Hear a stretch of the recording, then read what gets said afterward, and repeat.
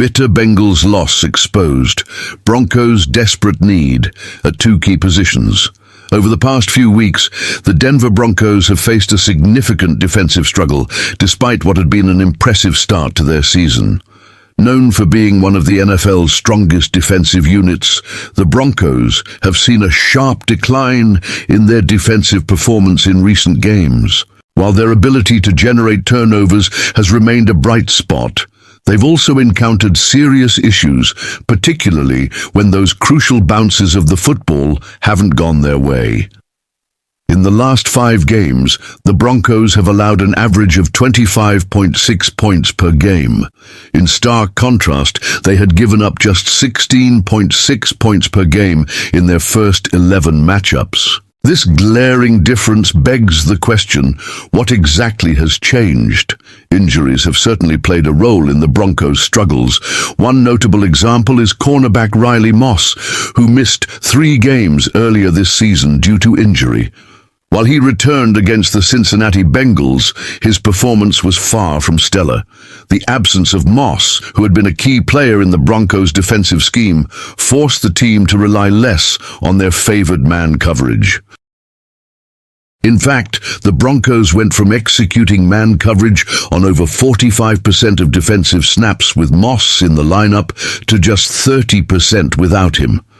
This shift in strategy has had a clear impact on their defensive performance. But of course, every team faces injuries, and the Broncos' issues go beyond just that. The real problem for Denver lies at 2 critical positions on the field: safety and linebacker. These areas have been consistently exposed by opposing offenses, and it has become apparent that the Broncos are in desperate need of upgrades at these positions if they want to contend moving forward. At safety, the Broncos have seen strong play from Brandon Jones, who has proven to be a solid addition to the team. However, his counterpart, P.J. Locke, has been much more inconsistent. While Locke has made some important plays throughout the season, his lack of consistency from snap to snap has led to defensive breakdowns. This inconsistency has been a major issue, as opposing offenses have been quick to exploit it. The Broncos' depth at safety is thin, and this has only been highlighted as the season has progressed. However, it's at linebacker where the Broncos' biggest struggles have surfaced. Even with Alex Singleton in the lineup, Denver's linebacker group has been one of the weakest in the NFL.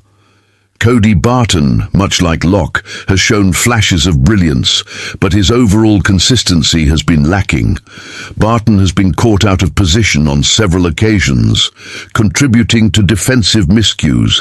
Similarly, Justin Sternad, who started the season strong in Singleton's absence, has also been exposed in recent weeks. Opposing offenses have learned how to take advantage of these vulnerabilities, and it has cost the Broncos dearly. Heading into the season, there were concerns about the Broncos' talent at both safety and linebacker, while their defensive scheme had masked some of these weaknesses early on.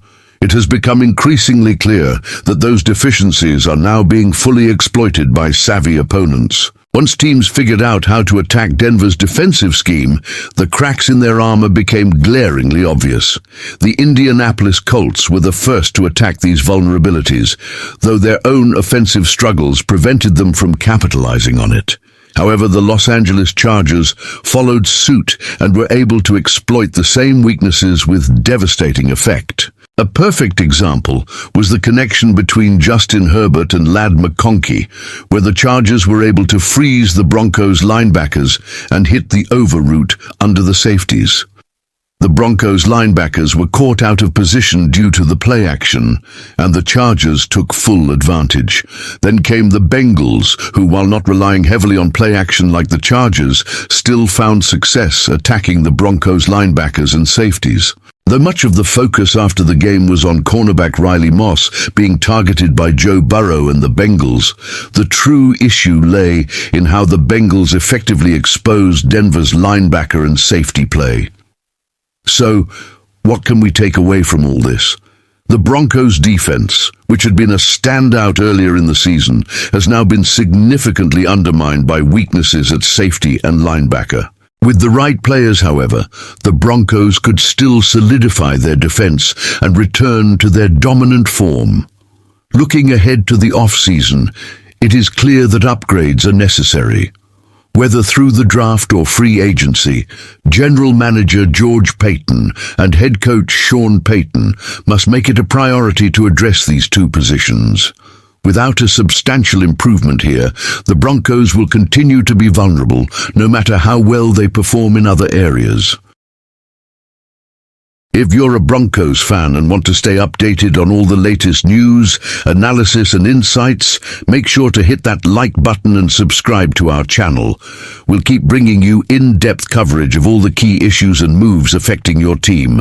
Don't miss out. Subscribe today.